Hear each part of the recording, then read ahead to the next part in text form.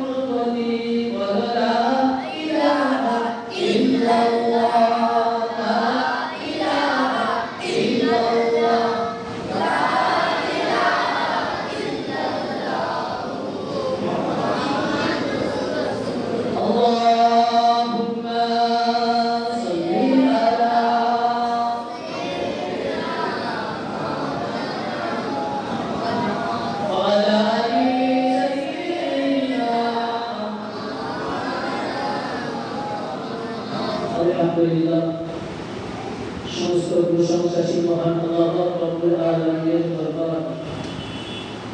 যে আল্লাহ রব্বুল আলামিন আজকের পবিত্রতম সময় আমাদের সকলকে ভালোবেসে মহব্বত করে আল্লাহ রাসূলের কথা শোনার বোঝার ক্ষমতা তৌফিক দান করেছেন এবং এখানে এসে বসার তৌফিক দিয়েছেন। আমরা সেই মহান আল্লাহ রব্বুল আলামিনের দরবারে সর্বপ্রথমে শুকরিয়া জ্ঞাপন করি, সকলেই বলি আলহামদুলিল্লাহ। তারই বরকতে জানাই কামিলাত শাফিআ নবী মুহাম্মদুর রাসূলুল্লাহ সাল্লাল্লাহু আলাইহি ওয়াসাল্লাম হুজুরের প্রতি অসংখ্য দরুদ ও সালাম, সকলেই বলি সাল্লাল্লাহু আলাইহি ওয়াসাল্লাম। আপনাদেরকে জানাই আমার অশেষ মোবারক। আজকে আমরা জানি যে আমরা কি আশা নিয়ে কি উদ্দেশ্য নিয়ে এখানে এসেছি, বসেছি, তাকে মেহনত করেছি, কষ্ট করেছি। ভাই আমার সারাদিন আমরা আজকে যথেষ্ট পরিমাণ কষ্ট করেছি, একটাই আশা, সেই আশাটা কেবলমাত্র নবীর ভালোবাসা। আল্লাহ পাওয়ার আশা, নবী পাওয়ার আশা, নবীর ভালোবাসা। দয়াল নবীর ভালোবেসে আমরা এতটা জিনিস এতটা সময় কষ্ট করে এসেছি, আর কিছু সময় কষ্ট আমরা করতেও চাই সেই নবীর ভালোবাসা। আমরা সকলেই জানি যে আজকে রবিউল আউয়াল মাসের 12 তারিখ, এবং এটাও জানি বিশ্বনবী মুহাম্মদুর রাসূলুল্লাহ সাল্লাল্লাহু আলাইহি ওয়াসাল্লাম তিনি এমন একটা সময়ে দুনিয়াতে আগমন করেছেন। কিতাবের মধ্যে এসে যখন আসহাবে ফিলের ঘটনা ঘটেছিল, সেই বছরে দয়াল নবী মুহাম্মদুর রাসূলুল্লাহ সাল্লাল্লাহু আলাইহি ওয়াসাল্লাম দুনিয়াতে আগমন করেছেন। আবার এক বর্ণনায় পাওয়া যায় বিশ্বনবী মুহাম্মদুর রাসূলুল্লাহ সাল্লাল্লাহু আলাইহি ওয়াসাল্লাম তিনি দুনিয়াতে জন্মগ্রহণের 50 দিন আগে আসহাবে ফিলের ঘটনা ঘটেছিল। আসহাবে ফিল যেটা বলা হয় আমরা জানি, হয়তো আসহাবে ফিল যেভাবে বলছে হয়তো না বুঝতে পারি, বাংলায় বলতে গেলে বলতে হয় যে সময় কাবা শরীফ ধ্বংস করতে এসেছিল আব্রাহা বাদশা আব্রাহা কাবা শরীফ ধ্বংস করতে এসেছিল, সেই সময় রাসূলুল্লাহ সাল্লাল্লাহু আলাইহি ওয়াসাল্লাম কিতাবের মধ্যে এসে সেই বছরে অথবা 50 দিন পরে আল্লাহ রাসূল দুনিয়াতে আগমন করেছেন।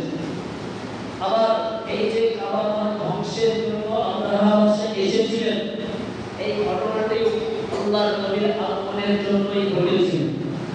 অতএব নবী মুহাম্মদুর রাসূলুল্লাহ সাল্লাল্লাহু আলাইহি ওয়াসাল্লাম যখন দুনিয়াতে আসেন, অলৌকিক ঘটনা ঘটতে থাকে।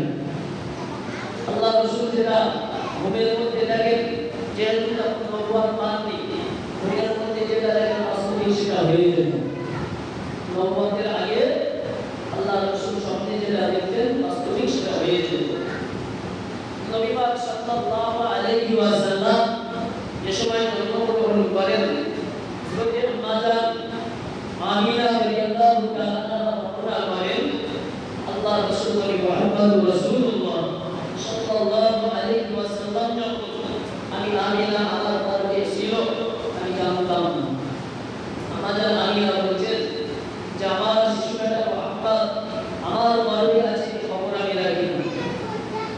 কয়েক মাস যাওয়ার পরে তিনি স্বপ্নে দেখছেন, এই অর্জন আল্লাহকে স্বপ্নে জানিয়ে দিচ্ছেন, ও মা আমিনা তুমি এখন গর্ভধারণ করেছো, তোমার গর্ভে একটা সন্তান আছে, যে সন্তানটা অন্য কেউ নয়, দুনিয়ার বুকে আসবে, আর তিনি হবেন শেষ জামানার উম্মতের কর্ণধার। সুবহানাল্লাহ, শেষ জামানার উম্মতের কর্ণধার অর্থাৎ উম্মতের নেতা তিনি হবেন, নবী তিনি হবেন। মা আমিনা তুমি তোমার বেটাকে নাম রাখবে মুহাম্মদ স্বপ্নে দেখিয়ে দিয়েছেন। তো হযরত আমিনা রাদিয়াল্লাহু তাআলা রাসূলকে ভূমিষ্ঠ করলেন, ইয়া ঘরের জন্য সব করলেন। ঠিক সেই সময় দেখতে পাওয়া যায় হযরত আম্মা জান আমিনা রাদিয়াল্লাহু তাআলা তিনি বলছেন, আমি দেখতে গেলাম আমার বেটা মুহাম্মদ যখন দুনিয়ার বুকে জন্মগ্রহণ করলেন তখন আমি একটা আলো দেখতে পেলাম, আর ওই আলো দ্বারাই সিরিয়ার বসরা শহরের সিরিয়ার বড় বড় প্রাসাদগুলো আমি ওই আলোয় দেখতে পেয়েছি। বলুন না সুবহানাল্লাহ। আল্লাহ রাসূল দুনিয়ার বুকে আগমন করার সঙ্গে সঙ্গে নিজের মা নবী পাকের আম্মা জান বর্ণনা করছেন যে আমি বড় বড় প্রাসাদগুলো ওই আলোর মধ্যে দেখতে পেলাম। সুবহানাল্লাহ। নবী পাক সাল্লাল্লাহু আলাইহি ওয়াসাল্লাম যখন কিনা দুনিয়ার বুকে আগমন করলেন, ঠিক সেই সময় একদল ইহুদি তারা আল্লাহ রাসূলের খোঁজে আসে। আল্লাহ রাসূলের খোঁজে আসে। আল্লাহ রাসূল সাল্লাল্লাহু আলাইহি সময় জন্মগ্রহণ করেছেন, আর ইহুদিরা সমস্ত পেয়ে গিয়েছিল। কারণ তারা জানতো, তারা তওরাত কিতাবে ইনজিল কিতাবে তারা পড়েছে, দেখেছে যে তিনি রবিউল আউয়াল মাসের 12 তারিখে সুবে সাদিকের সময় যিনি আসবেন জন্মগ্রহণ করবেন তিনি আর কেউ নয়, তিনি হলেন নবীদের সরদার হয়ে আসবেন মুহাম্মদুর রাসূলুল্লাহ। অতএব সে যদি বাঁচিয়ে বেঁচে থাকে, তাকে যদি দুনিয়ার বুকে বাঁচিয়ে রাখা হয়, আমাদের ধর্মকে গুরমার করে দেবে, চুরমার করে দেবে। আমরা আর ঠাকুর পুজো করতে পারবো না, আমরা আর দেবদেবীর পুজো করতে পারবো না। তাই ইহুদিরা ধর্মে চলে আসছে আমার নবীকে পতন করার জন্য। মুসলমান ভাইরা ছেলেরা, ও ইমানের উম্মাতিরা, আল্লাহ পাকের নবী যখন দুনিয়ার বুকে জন্মগ্রহণ করলেন, ওই সময় দেখতে পাওয়া যায় একবার ইহুদি আল্লাহর নবীকে, আল্লাহর রাসূলকে পতন করার জন্য ছুটে আসেন। হযরতে আব্দুল মুত্তালিবকে জিজ্ঞাসা করে, ও আব্দুল মুত্তালিব, তুমি এই খবরটা রেখেছো, খবরটা জানো কি? এই কুরাইশ লোকের একজন শিশু বাচ্চা জন্মগ্রহণ করেছে কিনা? নবী পাকের বাবা আব্দুল মুত্তালিব খবরটা শুনে চমকে গেলেন। তাই তো আমার মা আমিনার গর্ভে সন্তান ছিল, হয়তো আমিনার হয়তো সন্তান প্রসব করেছে। তো ওই ইহুদিরা যখন জিজ্ঞাসা করলো, তুমি কি খবরটা বলতে পারবে? তার বাড়িটা কোন দিকে, তার বাড়িটা কোন দিকে? যে কুরাইশ গোত্রের পূর্বদিক ছিল, যেমন আমরা এই যে উত্তর মাটিমুরা দক্ষিণ মাটিমুরা ঠিক তখন কুরাইশ গোত্রটা পূর্বদিক ছিল। তা নবী পাকের রাসূল আব্দুল মুত্তালিব অপর দিকটা দেখিয়ে দিয়েছেন, ওই দিকে যাও, ওই দিকে কুরাইশ গোত্র আছে। ও মুসলমান ভাইরা ছেলেরা, আল্লাহ পাকের নবীর রাসূল আব্দুল মুত্তালিব ওই সময় ছুটে চলে আসেন, ঘরে ফিরে আসেন। দেখতে পেলেন না আম্মা জান আমিনা রাদিয়াল্লাহু তাআলা আনহা আল্লাহর নবীকে দুনিয়ার বুকে জন্ম দিয়েছে। আল্লাহ পাকের নবীর রাসূল ওই সময় দেখতে পেলেন আম্মা জান আমিনা ঘরে ফিরে ছুটে যায়। না ঘরে যাওয়ার সময় এমন সময় দেখতে পেলেন দুজন সাদা পোশাকধারী মানুষ টুপি পরোয়ারি নিয়ে আব্দুল মুত্তালিবকে বলছেন, ও আব্দুল মুত্তালিব, না খবরদার, তুমি এই ঘরে প্রবেশ করতে পারবে না। কেন না শেষ জামানার নবী, আদি জামানার নবীকে এখন ফারিস্তারা মুলাকাত করছে। জোরে বলেন না সুবহানাল্লাহ। ফারিস্তাদের দিদার হচ্ছে, এখন দেখা যাবে না, যাও ঘরে আসবে। ফারিস্তাদের সঙ্গে মুলাকাত হচ্ছে, কথোপকথন হচ্ছে, যাও ঘরে আসবে। হযরতে আব্দুল মুত্তালিব আল্লাহ রাসূলের সঙ্গে দিদার করলেন, দেখলেন। ঠিক ওই সময় কাফেররা হুজুরকে আর পেল না, তারা ফিরে চলে গেল। বাবা মা ভালো করে বুঝুন, আল্লাহর নবীর জন্মের শুরু থেকে বেঈমান কাফেররা ইহুদিরা ষড়যন্ত্র করে আমার রাসূলকে শেষ করার জন্য তৈরি ছিল। আর আল্লাহর রাসূল বিদায়ের পরে, আল্লাহর নবী ইন্তেকালের পরে ওই কাফের দলেরা, ইহুদির দলেরা আমার নবীকে মিথ্যে প্রমাণ করার জন্য করে লেগেছিল। জন্মের শুরু থেকে কবর করার জন্য তৈরি হয়েছিল, আবার ইন্তেকালের পরেও আল্লাহ রাসূলকে মিথ্যা প্রমাণ করার জন্য তারা ষড়যন্ত্র করেছিল। আল্লাহ রাসূলের ইন্তেকালের কম বেশি আপনার 500 বছর পরে, 500 বছর পরে যখন সেই সময় খেলাফতি ছিলেন বাদশাহ নূরউদ্দিন। আল্লাহ রাসূলের ইন্তেকালের 500 বছর পরে বাদশাহ নূরউদ্দিন যখন খেলাফতি পেলেন, ঠিক ওই সময় ওই ইহুদিদের দুই দালাল ছিল, তারা ইসলামের সমস্ত কিছু সব জেনে নিয়েছে, সব প্র্যাকটিস করে নিয়ে কিভাবে নামাজ পড়াতে হবে, কিভাবে তাসবিহ তেলাওয়াত করতে হবে, কিভাবে মানুষের সঙ্গে মিশতে হবে, সব কিছু জেনে নিয়েছে। দিয়ে তারা মদিনার জন্য চলে আসলো। তারা চলে আসলো বাদশাহ নূরউদ্দিনের এলাকায় চলে আসলো।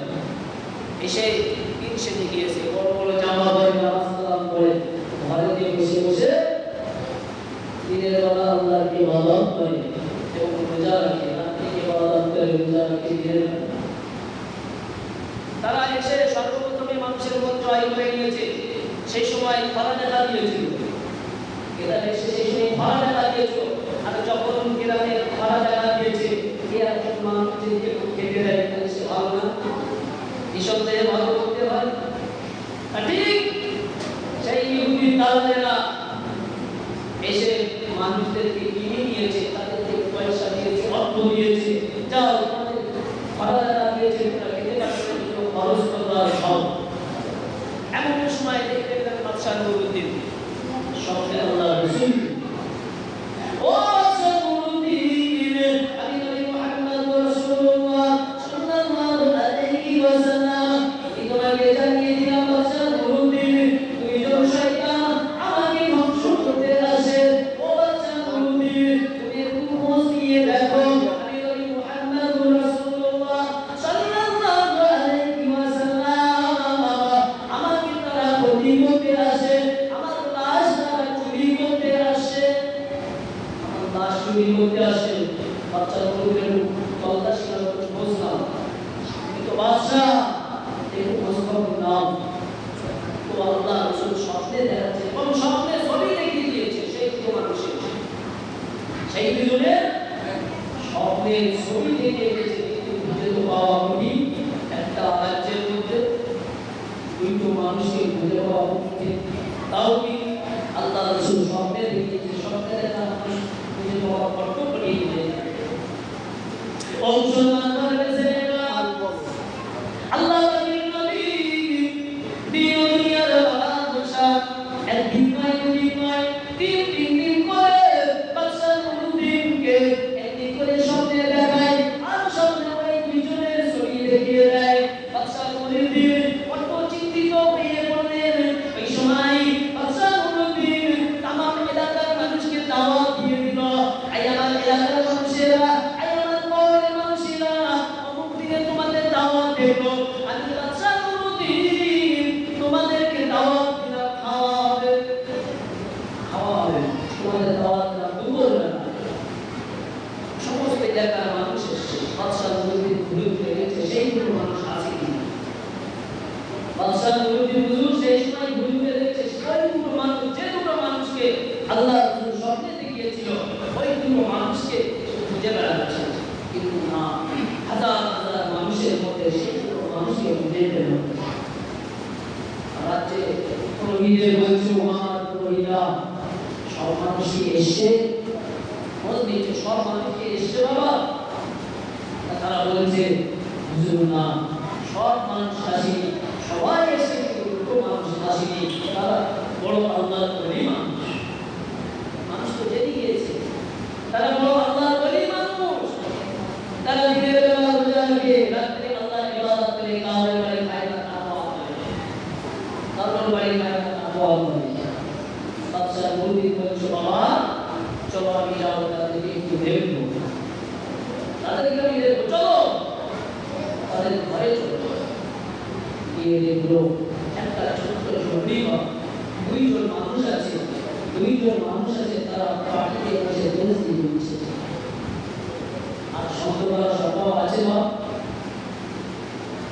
মাটিতে বসে তসবিহ করছে, তাহলে আর শব্দ করার কোনো জায়গা নেই। তথাপিও আল্লাহ রাসূল শব্দের দিয়েছি মিলিয়ে দিচ্ছে, ছবির সঙ্গে পুরো মিলে গেছে, ছবির সঙ্গে পুরো মিলে গেছে। বাদশা নবী হুজুর বলতেও পারছে না, শুধু জিজ্ঞাসা করলো বাবা আমার আওয়াজ কেন প্রচারণ করলেন না? তারা বলছে হুজুর আমরা সারাদিন রোজায় থাকি আর রাত্রে আল্লাহর ইবাদত করি, আমরা কারো বাড়ি খাই না তাকওয়া করি। তাই ওটাই কি বলে চলে গেছে বড় ভালো।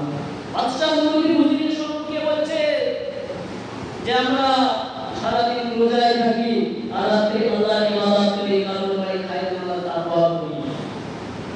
বাদশা নবী হুজুর ঘুরে ঘুরে বার্তা দিয়েছে, দেখতে দেখতে হঠাৎ কি পড়ে গেল একটা সাইডে জামা টাঙানো আছে, জামায় কিছু কাদামাটি লাগা আছে, কিছু কাদামাটি লাগা আছে। বাদশা নবী বলছে ভাই তোমরা কি চাষবাস করো রাত্রে করে, সারাদিন রোজায় থাকো রাত্রে আল্লাহর ইবাদত করো, তোমাদের জামা কাপড়ে কাদামাটি কেন? তোমরা কি না বলেছো? কিছুই করতে পারছে না, করতে হঠাৎ করে দেখতে পাওয়া যায় সেই পানিটা তুললো বাদশা নবী হুজুর। ও মুসলমান ভাইয়ের ছেলেরা, সময় বাদশা নবী হুজুর ওই পানিটা তুলে দেখতে পেলেন সেখানে কাটা করা আছে, সুরঙ্গ করা আছে, আর ওই সুরঙ্গের মধ্যে বাদশা নবী নেমে পড়লেন। নেমে দেখতে পেলেন বাদশা নবী হুজুর সুরঙ্গের ভিতর দিয়ে যেতে আল্লাহ পাকের নবী মুহাম্মদুর রাসূলুল্লাহ সাল্লাল্লাহু আলাইহি ওয়াসাল্লাম হুজুরের রওজা মুবারকের দিকে চলে যায়। আল্লাহ নবী রওজা মুবারকের দিকে সুরঙ্গটা চলে যায়, ফিরে আসে, শেষ কাল দিকে ফিরে আসে। ও মুসলমান ভাইয়ের ছেলেরা, আল্লাহ পাকের নবী স্বপ্নে জানিয়ে দিয়েছিলেন আর বাদশা নবী শুনে রেখে দাও, জেনে রেখে দাও, আর মাত্র কয়েকদিন সময় আছে, আর মাত্র কয়েকদিন সময় আছে, একদিন সময় আছে, একদিন বাদে ওরা কিন্তু আমার লাশের কাছে চলে আসবে। ও বাদশা নবী সরাসরি তাড়াতাড়ি খোঁজ খবর নিয়ে ওই শয়তানকে শুলে চলিয়ে দাও। আল্লাহ পাকের ওলি হযরত বাদশা নবী রাহমাতুল্লাহ আলাইহি হুজুর আমার এই কল্প থেকে ওই সুরঙ্গ থেকে ফিরে আসেন, সুরঙ্গ থেকে উঠে বলেন ও আল্লাহর ওলিরা, ও আল্লাহর ওলিরা তোমরা এখানে কেন বক্তব্য করেছো? আর এই সুরঙ্গটা কেন আল্লাহ রাসূলের রওজার দিকে যায়? মুখে কোনো কথা নাই, মুখে কোনো আডা রয়েছে, মুখে তালা লাগা রয়েছে। ও নবী পাকের উম্মাতিয়া বাদশা নবী ওই সময় বলেছিল আই কাফেরের জাতিরা তোমরা আমার নবীকে ধ্বংস করার জন্য এসেছো, বলো না তোমরা আসলে জাতি দেখি, তোমরা জাতি দেখি। ওই সময় ভাগে গিয়েছে, আর কোনো লাইন নেই, ভাগি দেওয়া চুরি করার আর লাইন নেই। তখন বলছে বাদশা নবী আমরা হলাম জাতি ইহুদি, আমরা হলাম জাতি ইহুদি, আমরা আল্লাহর নবীর লাশ চুরি করার জন্য এখানে এসেছি, আমরা এসেছি সব ট্যালেন্ট দিয়েই তারপর এসেছি, আমরা সারাদিন রোজা রাখি নাই, ঘর থেকে বাহির হই না, ঘরে কেউ যেন না ঢুকতে পারে সেজন্যই ঘর থেকে বাহির হয় নাই। আর রাত্রে করে আমরা এই গর্ত করে ওই মাটিগুলো জান্নাতুল বাকিতে রেখে আসি, ওই মাটিগুলো জান্নাতুল বাকিতে রেখে আসি রাত্রে আমরা এটাই প্রমাণ করতে চেয়েছিলাম যে বিশ্বের মুসলমানদের নবী হলো মুহাম্মদুর রাসূলুল্লাহ সাল্লাল্লাহু আলাইহি ওয়াসাল্লাম। তিনি বলে গিয়েছেন যে তিনি ইসলামকে সত্য প্রমাণ করে গিয়েছেন, আর আমরা ইসলামকে মিথ্যা প্রমাণ করতে চেয়েছিলাম যে আল্লাহর নবীর লাশটা চুরি করে আমরা তর্কে রাখবো যে তোমাদের নবী যদি সত্য নবী হয় কবর খুঁড়ে যাবো সেখানে আছে কিনা, যদি থাকে বলবো যে ইসলাম সত্য, আর যদি না থাকে বলবো ইসলাম মিথ্যা। এই ইসলামকে মিথ্যা প্রমাণ করার জন্য আল্লাহ রাসূলের লাশ চুরি করতে গিয়েছিল। বাদশা নবী হুজুর পরবর্তীতে বলছে এই শয়তানকে শুলে চলিয়ে দাও, এই শয়তানকে শুলে চলিয়ে দাও। সঙ্গে সঙ্গে যখন শুলে চলিয়ে দেওয়া হলো, আর সেই ইহুদিদের কিছু বংশ এখনো আছে, কিছু এখনো আমাদের সমাজে আছে। কেমন জানেন, এই নবী দিবস আসলে তারা ব্যাগের মতন বেদাত করতে লাগে। ব্যাগের একটা সময় আছে না, খোলা ব্যাগের বর্ষার সময় এই সময় করে হ্যাঁ শুরু করে, ওই ঠিক এই নবী দিবসের রবিউল আউয়াল আসলে এক ধরনের মানুষ হ্যাঁ বলতে লাগে বেদাত করা যায় না, বেদাত। তাদের ওই ব্যাগের মতো অভ্যাস হয়ে গেছে। ওরা হলো ওই ইহুদিদের নাম, আল্লাহর নবীকে মিথ্যা প্রমাণ করার জন্য ওরা সর্বসময় হয়ে গেছে। কান দিলে হবে না, আমাদের সজাগ থাকতে হবে, আমাদের খেয়াল রাখতে হবে। আল্লাহর নবী এসেছিল মানুষের কল্যাণের জন্য। আল্লাহ তাআলা সেই বলে ওয়া আরসালনাকা ইল্লা রাহমাতাল লিল আলামিন, আমি আল্লাহ পাক রব্বুল আলামিন তোমাদের জন্য আমার নবীকে রহমত স্বরূপ পাঠিয়েছি। সুবহানাল্লাহ। বাবা সিম্পল ভাবে কথা বলি, একটা মানুষ সারা জীবন পড়াশোনা করেছে মানে অনেক কিছু অর্জন করেছে, সে যখন এখন চাকরি পায় সে খুশি হবে না?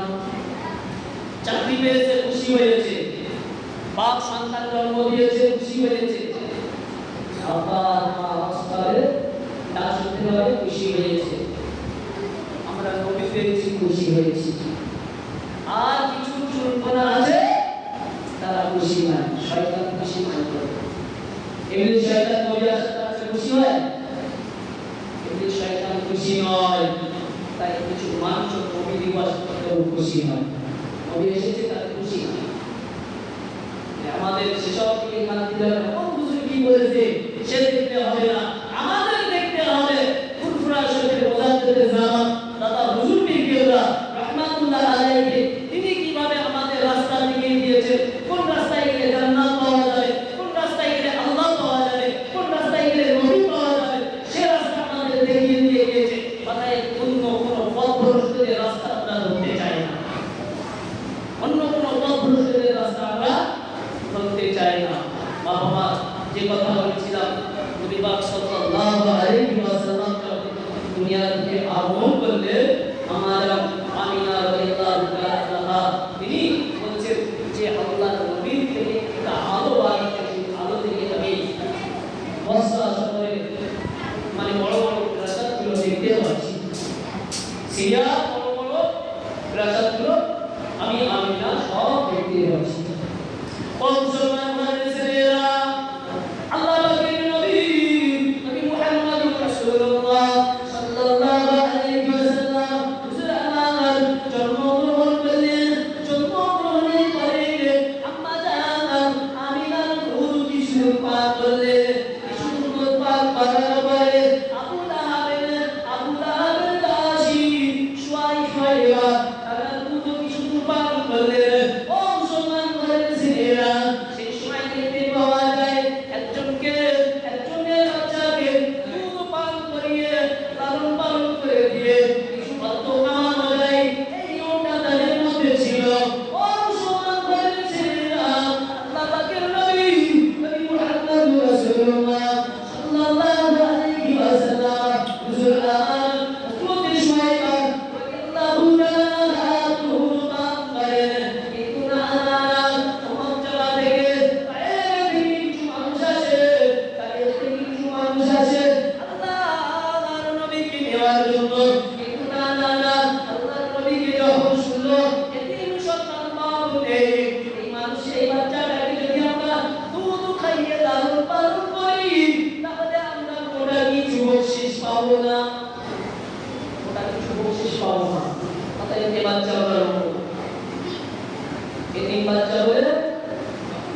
মানুষ নিতে চাচ্ছে না দুধ পান করানোর জন্য, কিন্তু হযরত হালিমা রাদিয়াল্লাহু তাআলা তিনিও এসে দেখতে পেলেন চারিদিকে বাচ্চাগুলো তারা সঙ্গীরা নিয়ে নিয়েছে। সঙ্গীরা নিয়ে নেওয়ার পরে হযরত হালিমা সাদিয়া রাদিয়াল্লাহু তাআলা তিনি আর কোনো বাচ্চা নিতে পারছেন না, খাওয়াবে কিছু পয়সা দিয়ে তাদের কাছে এই সৌভাগ্য আর হচ্ছে না। এমন সময় নিজের স্বামীকে বলছে, ও আমার বিরাটের স্বামী, আমরা কি খালি হাতে নিয়ে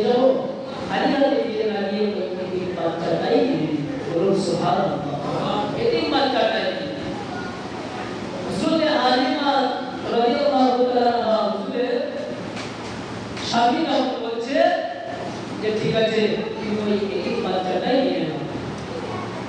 ও মুসলমান ভাইরা, আল্লাহ পাকের নবী প্রিয় দুনিয়ার বাদশা হাবিবুল্লাহ জনাবে মুহাম্মদ রাসূলুল্লাহ সাল্লাল্লাহু আলাইহি ওয়াসাল্লাম হুজুর আমার ছোট বাচ্চা এতিম বাচ্চা কোনো মানুষ গুফান করলো নিতে আসে না।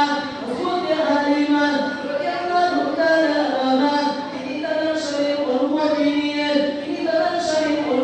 নিয়ে ওই এতিম বাচ্চা মুহাম্মদ রাসূলুল্লাহ সাল্লাল্লাহু আলাইহি ওয়াসাল্লাম হুজুরকে কোলে তুলে নিয়ে ও মুসলমান ভাইরা, আল্লাহ পাকের নবীকে হযরত হালিমা সাদিয়া রাদিয়াল্লাহু তাআলা আনহা কোলে তুলে নেওয়ার সঙ্গে সঙ্গে নিজের স্তনে দুধে ভরপুর হয়ে যায়। আর একটু জোরে বলেন না সুবহানাল্লাহ। হযরত হালিমা হুজুর বলে যে আমি যখন তায়েফ থেকে মক্কায় আসি তখন আমার উটনি যেটা আছে সেটা দুর্বল, আমি রাস্তে পড়ে গিয়েছি। আমার স্তনে আমার বুকেতে এমন দুধ নেই যে আমার বেটা আব্দুল্লাহ খাবে, এমন দুধ নেই আমার স্তনে, এমন দুধ নেই আমার বেটা আব্দুল্লাহ খাবে। আমার আব্দুল্লাহ সারা রাস্তা কাঁদতে কাঁদতে এসেছে। আমাদের হযরতে হালিমা রাদিয়াল্লাহু তাআলা আনহা বর্ণনা করছে, আমি যখন সেই বেটা মুহাম্মদকে আমার কোলে তুলে দিলাম সঙ্গে সঙ্গে আমার দুই স্তনটা দুধে ভরপুর হয়ে গিয়েছে। আল্লাহু আকবার। কেমন নবী! একটু যাওয়ার পরে কিছু যাওয়ার পরে যখন কিনা দুধ খেতে দিচ্ছে দেখতে পাওয়া যায় সেই দুধ হযরত আব্দুল্লাহ এবং নবী পাক সাল্লাল্লাহু আলাইহি ওয়াসাল্লাম দুজনে পান করে এসেছে আবার নিয়ে গিয়েছে। ও মুসলমান ভাইরা, আল্লাহ পাকের নবী কুতুবা হযরত হালিমা রাদিয়াল্লাহু তাআলা সময় বলতে লাগলেন আমি এতটা সময় এতটা দিন না খেয়ে না ঘুমিয়ে এমন করে কষ্ট ভোগ করছিলাম। ও মুসলমান ভাইরা, আল্লাহ পাকের নবীকে আমি হালিমা কোলে তুলে নেওয়ার সঙ্গে সঙ্গে আমার স্তনটা ভরপুর হয়ে গেল। এমনকি দেখতে পেলাম আমার যে উটনি ছিল, দুর্বল উটনি ছিল, ওই উটনিটা সবল হয়ে গিয়েছে আর তার পেটেও দুধে ভরপুর হয়ে গিয়েছে। যে উটনি দুর্বল উটনি তাতেও দুধে ভরপুর হয়ে গিয়েছে। হযরত আম্মাজান হালিমা সাদিয়া রাদিয়াল্লাহু তাআলা আনহা তিনি আল্লাহ রাসূলকে নিয়ে এইবার তাইফে রওনা দিলেন। আল্লাহ রাসূলকে নিয়ে আবার তাইফে রওনা দিলেন। তাইফে যখন গিয়েছে তাইফে ঠিক ওই সময় আবার খরাটা পড়েছিল। তাইফের মানুষ খাওয়া দাওয়া করতে পারছিল না, খেতে পারছিল না। এমনকি চতুষ্পদ জন্তু যারা ছিল, ছাগল গরু উটনি যারা ছিল, তারাও ঘাস পাতা খেতে পারছে না, তাদের পানি বা দুধ নেই। আচ্ছা, পানি বা দুধ নেই। আম্মাজান হালিমা সাদিয়া রাদিয়াল্লাহু তাআলা আনহা বলে, আমি যখন আমার শিশুটাকে আপনাকে নিয়ে ঘরেতে প্রবেশ করলাম, আমি দেখতে পেলাম আমার যে ছাগলগুলো ছিল তাদের মাঠে দুধ ছিল না। আমি ঘরে ঢোকার সঙ্গে সঙ্গে আমার ছাগলের মাঠগুলো দুধে ভরপুর হয়ে গিয়েছে। ঘরে ঢোকার সঙ্গে সঙ্গে দুধে ভরপুর। কারো সিলাই বা বলেন কারো সিলাই জানেন না আপনারা? আমার নবীর সিলাই।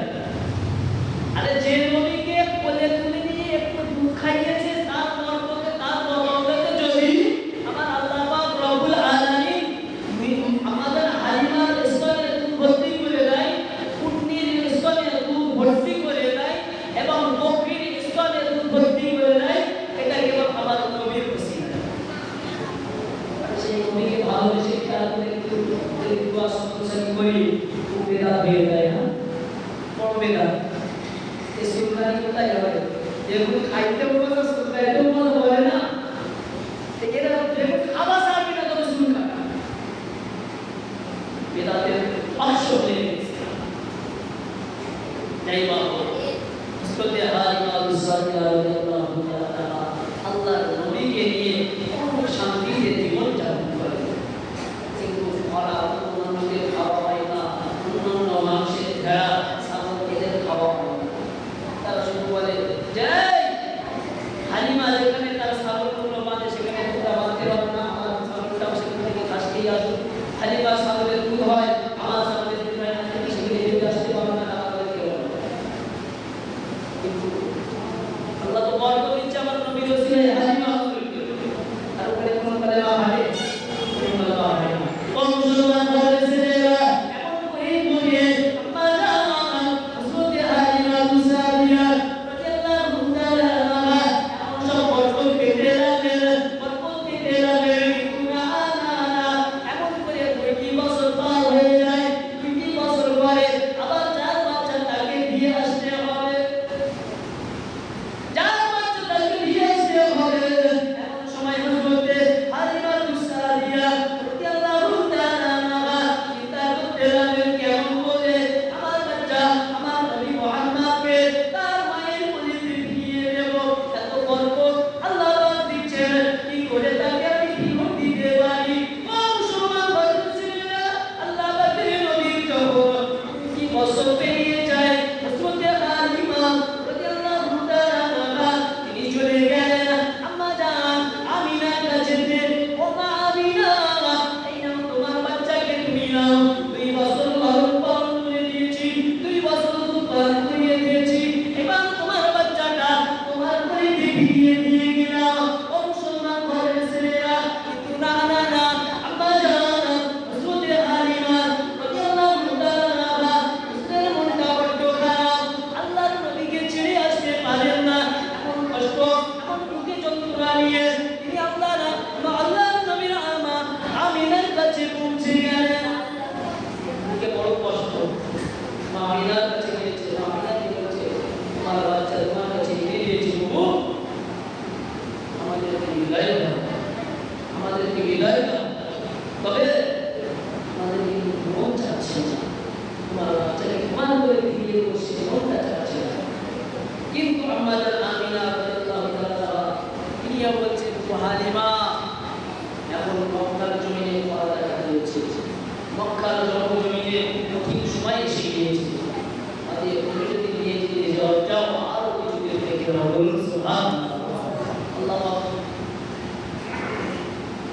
তাআলা মনের আশা আল্লাহ তাআলা পূরণ করে দিলেন। কিন্তু যখন কিনা আম্মা জান হযরত হালিমা রাদিয়াল্লাহু তাআলা তিনি আবার লালন পালন করতে লাগলেন, এমন সময় দেখতে পাওয়া যায় বা যখন নিজের স্তরে আল্লাহ রাসূলের দুধ পান করতে দিত, একটা স্তরে দুধ আল্লাহ রাসূল পান করত, অপর স্থানে নিজেই আল্লাহর নবীর মুখখানা লাগিয়ে দিত। হযরত হালিমা রাদিয়াল্লাহু তাআলা নিজেই বর্ণনা করে বলছেন যে আমার শিশু বেটা মুহাম্মদুর রাসূলুল্লাহ সাল্লাল্লাহু আলাইহি ওয়াসাল্লাম ওই স্থান থেকে মুখটা লাগিয়ে দিত, বলুন সুবহানাল্লাহ। কেন বলেন তো? একটা স্তনের দুধ পান করত, আরেকটা স্তনের দুধ পান করত না, জানেন? আল্লাহর নবী আর একটা ভাই আছে, আমাদের হালিমার নিজের একটা ছেলে আছে, তার নাম আব্দুল্লাহ। আল্লাহ রাসূল ওই বাল্য বয়সে শিক্ষা দিয়ে দিয়েছেন যে নিজের ভাইয়ের হক নষ্ট করা যাবে না, আমার জন্য যেটা হক সেটাই যথেষ্ট, আমার ভাইয়ের হককে নষ্ট করতে পারবো না। তাই দুধ ভাইয়ের জন্য আব্দুল্লাহর জন্য অপর একটি স্তর দিয়ে গেলে তাদের মুখ দেখা যাবে না। এখন কিভাবে আমার ভাইরা মিলে আছে বা আমরা একজন ভাই আর একজন ভাইকে কি করছি? অন্তরা সম্পদের লোভে মার্ডার করে দিচ্ছি, সম্পদের লোভে অর্থের লোভে দুনিয়ার লোভে আমরা নিজের ভাইকেও মার্ডার করে দিচ্ছি, তাকে শেষ করে দিচ্ছি। আল্লাহর নবী নিজের দুধ ভাইকেও ভাগিয়ে দেয়। ও মুসলমান ভাইরা ছেলেরা, শুধু তাই নয়, আল্লাহ পাকের নবীর যখন কিছু সময় পার হয়ে গেল, বয়স বেড়ে গেল,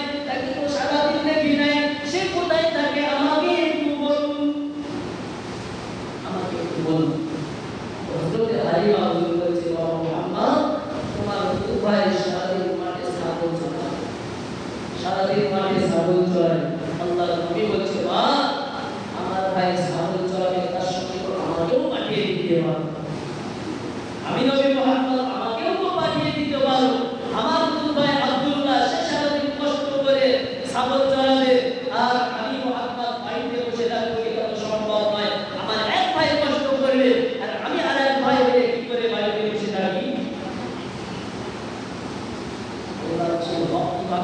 কিভাবে বুঝে দিয়ে গিয়েছে বা বুঝতে হবে জানতে হবে আমরা সব নিজেদের সাথে পাবো সব নিজেদের সাথে পাবো নিজের স্বার্থের জন্য আমরা কারোর কথা চিন্তা করি না ইসলাম কি শিক্ষা দিয়েছে সেটা চিন্তা করি না আল্লাহ নবী মাসুম বাচ্চা শিশু অবস্থায় কি শিক্ষা দিয়েছে সে চিন্তা করা করি না চিন্তা আমাদের করতে হবে বা হক আদায় করতে হবে ভাই ভাই হক আদায় করতে হবে ভাই বোনের হক আদায় করতে হবে এবং সমাজে যার যে হক সে ঠিক সেইভাবে হক আদায় করতে হবে তাহলে আসলে ময়দানে কি আপনাদের আমাদের আপনাকে ইজ্জত করতে হবে আল্লাহ রাসূল শিক্ষা দিয়েছে শিক্ষার বাইরে আমরা যেতে পারি নবী পাক সাল্লাল্লাহু আলাইহি ওয়াসাল্লাম 6 বছর বয়স হলো আমাদের হালিমা হুজুরের কাছ থেকে আবার বাড়িতে এসেছেন অর্থাৎ আমাদের হালিমা সাদিয়া রাদিয়াল্লাহু তাআলা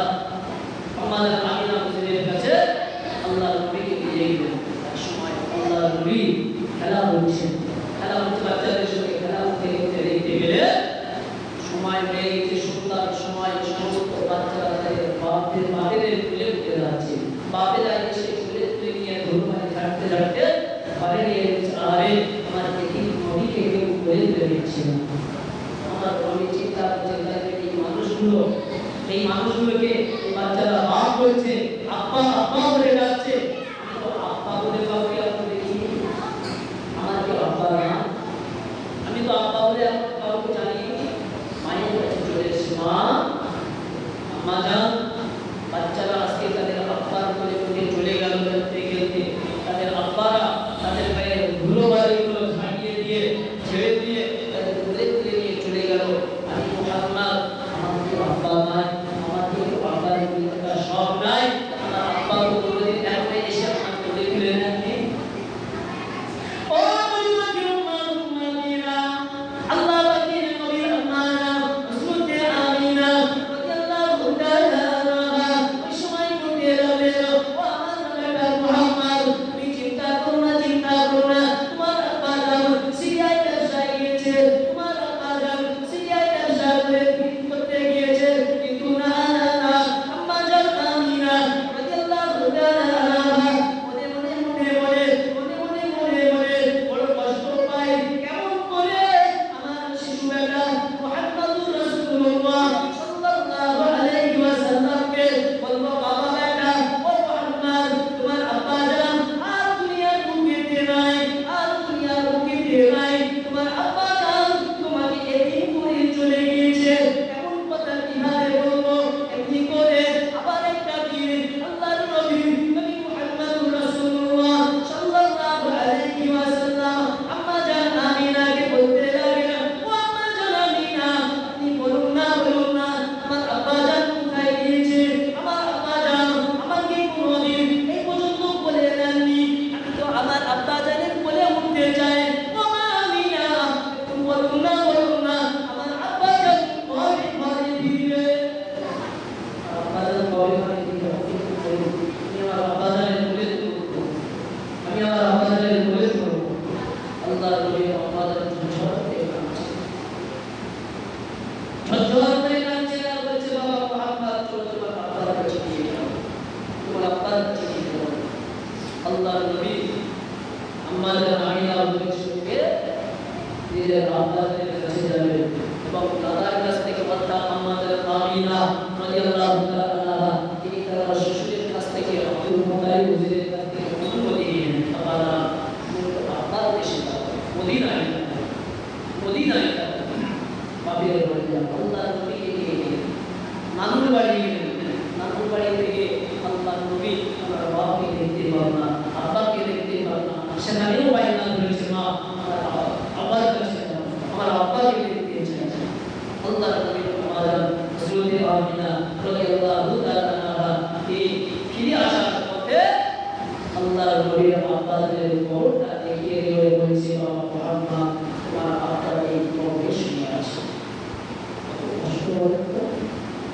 6 বছরের বাচ্চা মুহাম্মদুর রাসূলুল্লাহ সাল্লাল্লাহু আলাইহি ওয়াসাল্লাম আব্বা জানের কবরের সামনে দাঁড়িয়ে দাঁড়িয়ে চোখে পানি এসে আর বলতে লাগে আব্বা জান আপনি উঠুন আপনি উঠুন কি এসেছে আপনি দেখুন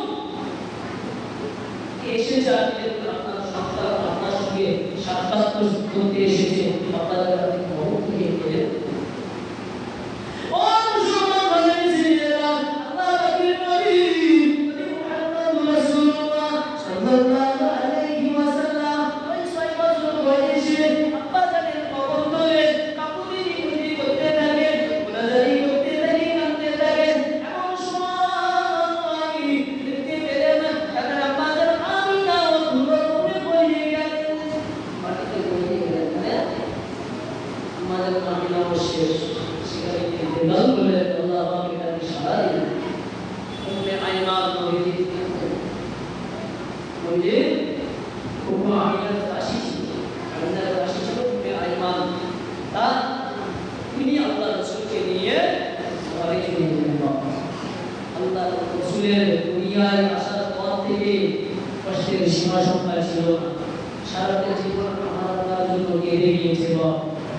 ছোটবেলা থেকে মায়ের দুধ পান করেছে বাপকে দেখিনি আবার মা হালিমার দুধ পান করেছে কিছুদিন যাওয়ার পরে 8 বছর পার হওয়ার পরে দাদু আব্দুল মুত্তালিব তিনি ইন্তেকাল করেছে দাদু আব্দুল মুত্তালিবের কাছ থেকে আবু তালেবের কাছে তিনি লালিত পালিত হয়েছে চাচার কাছে এমন করে জীবন কাটিয়েছে বাপ 40 বছর বয়সে নবুয়ত পেয়েছে মাত্র 23 বছর বয়সে সারা পৃথিবী জয় করে নিয়েছে বলুন সুবহানাল্লাহ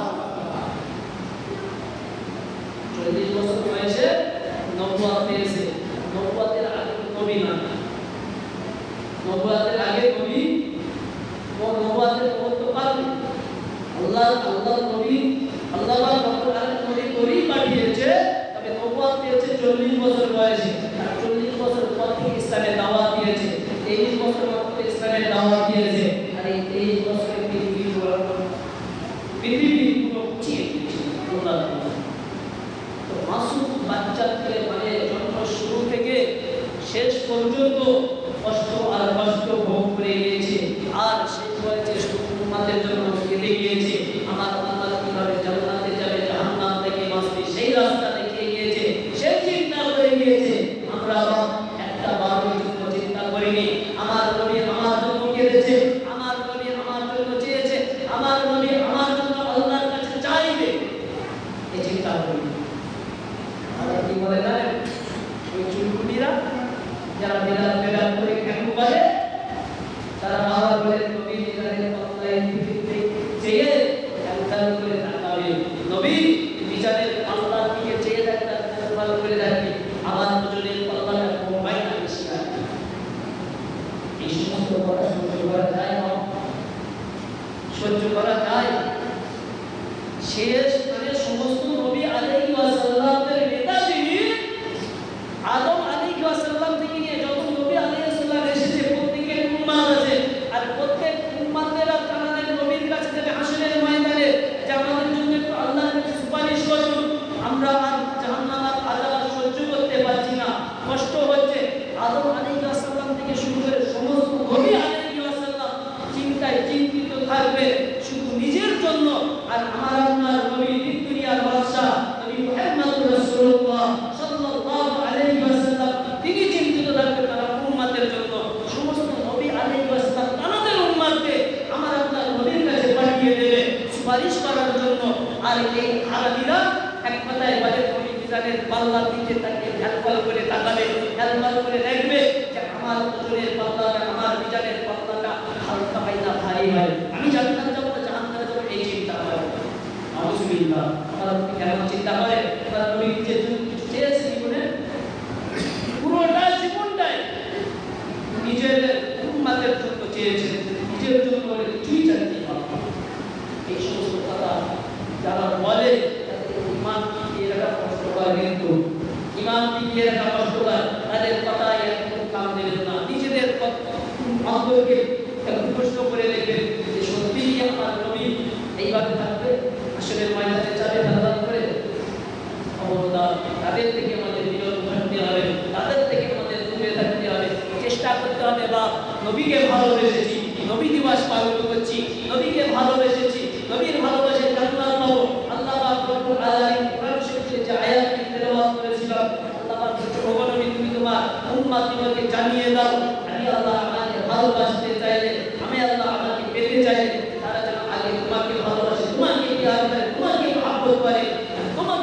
ভালোবেসলো আমি আল্লাহ পাক রব্বুল আলামিন সে আমাকেই পেয়ে গেল। আর যে বান্দা আল্লাহকে পেয়ে গেল তার জন্য জাহান্নাম হারাম হারাম হারাম, তার জন্য জাহান্নাম হারাম হয়ে যাবে, জান্নাত ওয়াজিব হয়ে যাবে। তাহলে আমাদের কিয়ামতের নবীকে অনুসরণ করা, আল্লাহকে ভয় করা, আল্লাহর হুকুমকে পালন করা, বা দুনিয়ায় অনেক খারাপ কাজ করি সেই দিক থেকে বিরত থাকতে হবে, ফিরে আসতে হবে, খেয়াল করতে হবে আগে আপনাকে খেয়াল করতে হবে এই জিনিসটা আমি সত্যি ভালো করছি। আপনার অন্তরকে প্রশ্ন করুন। আপনি গান বাজনা দিন, গান বাজনা যদি জায়েজ হয়, গান বাজনা আপনি শোনেন, আপনি দিচ্ছেন, আপনি শোনাচ্ছেন, যদি জায়েজ হয় মসজিদে এসে বাজানো, চর্চা জায়েজ আছে, মসজিদে বাজানো যাবে, কোরআন তেলাওয়াত করা মসজিদে করা যাবে। আরে বাবা, গান বাজনা যদি জায়েজ হয় মসজিদে করা যাবে, জায়েজ জিনিস ভালো জিনিস যদি হয় মসজিদে নিষেধ নেই, মসজিদে করতে হবে। যে বাবা আপনার যদি জায়েজ আছে করা যাবে তাহলে মসজিদে এসে বাজাবে, আদানের সময় বন্ধ করবে না। শুধরাতে হবে, আমাদের সংস্কৃতি শুধরাতে হবে, ফিরে আসতে হবে। ইসলাম শান্তি, ইসলাম হচ্ছে শান্তির ধর্ম। ইন্না দীনা ইনদাল্লাহিল ইসলাম। আল্লাহ রাব্বুল আলামিন তিনি পরিষ্কার করে আমাদেরকে জানিয়ে দিয়েছেন আমি আল্লাহ আপনাকে সবথেকে উত্তম ধর্ম হলো ইসলাম ধর্ম। সুবহানাল্লাহ। আর সেই ধর্মের মানুষ আমরা। আল্লাহ রাব্বুল আলামিন আমাকে আপনাকে সকলকেই সঠিকভাবে